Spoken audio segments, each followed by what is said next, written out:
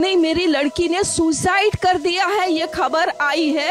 Parents जिनकी बच्ची 31 years old की ऐसी खत्म हो जाती है, उनको 3 घंटा खड़ा रखा और ये हाथ जोड़ती रही, माँ बाप हाथ जोड़ते रहे, हमें एक बार दिखाओ, हमारी बच्ची का मुंह एक बार दिखाओ। हमको नहीं दिखाया गया। और ये पापा dead body of the girl जिसके मुंह में खून था फोटो खींच के लाके मुझे दिखाते हैं। शरीर में कोई कपड़ा नहीं था, पैर दोनों राइट एंगल में मिला गया, एक पाँव बेड के इस तरफ, एक पाँव बेड के इस तरफ मिला गया। आज इंडिपेंडेंस डे तो सब लोग मना रहे होंगे, बट क्या हमारी देश की महिलाएं बाहर आजादी से सच में घूम सकती है? तो ये कहानी है कोलकाता के आरजीकर मेडिकल कॉलेज की, जहां पर एक 31 ईयर ओल्ड लड़की अपना पीजी कंप्लीट कर रही थी एंड उसी दौरान वो हॉस्पिटल में रात के 2 बजे अपनी शिफ्ट कंप्लीट करके सोने जा रही थी। किन्हीं रीजनों से उसे एक प्राइवेट रूम नहीं मिल पाया सोने के लिए, तो वो एक हॉल में जाकर के सो गई एंड सुबह के 3 बजे उसके साथ कुछ ऐसा हादसा हुआ जिसको सुनकर आपके रोंगटे खड़े होने वाले हैं। उसी बीच एक आदमी उस मासूम लड़की को अकेला पाकर उसकी हत्या कर देता है। लेकिन this was not just a murder case. उस मासूम सी लड़की का मर्डर करने से पहले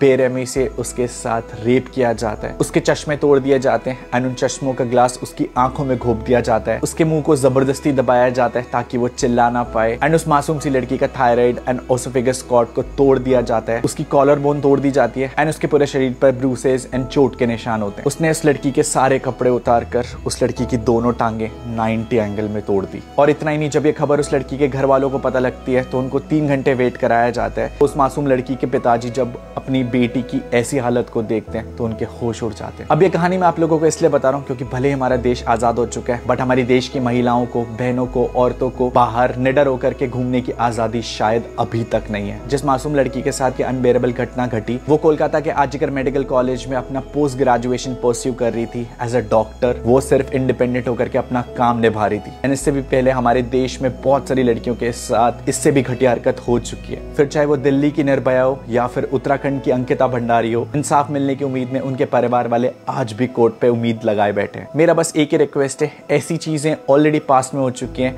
एंड फ्यूचर में ये चीजें ना हो तो लॉ रेप्स के अगेंस्ट इंडिया में इतना स्ट्रिक्ट बनाया जाए कि किसी की भी रूह कांप जाए किसी लड़की के साथ ऐसा करने से पहले। I just want you to tag PM Narendra Modi sir and it's a request to him, ऐसे लोगों को ना पब्लिक में खड़े होकर के सीधा गोली मार दी जाए। We have all the console with the victim family and हम लोग इंसाफ दिला के रहेंगे। Tag PM Narendra Modi sir and hope उस मासूम लड़की और उसकी फैमिली को इंसाफ जल्दी मिले।